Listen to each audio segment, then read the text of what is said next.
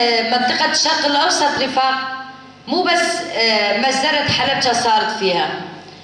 إذا نعرف ليش صارت مجزرة حلبجة يجب علينا أن نعرف التاريخ ليش صارت.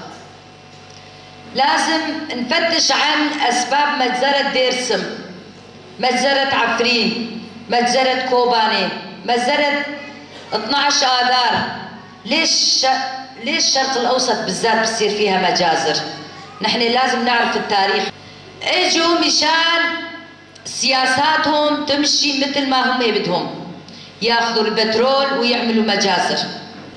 بدهم نترك المنطقة ويعملوا المنطقة منطقة عسكرية فقط للنظام الرأسمالي. نحن لازم رفاق ليل ونهار نفكر ونحارب مشان منطقتنا، مشان ما تصير مجازر مثل مجزرة حلبجة، مثل مجزرة ديرسم و12 آذار. لأنه سياسة النظام الرأسمالي العالمي هي نظام فرق تسد. ما بدهم نحن نعيش مع بعض كرد وعرب وسريان.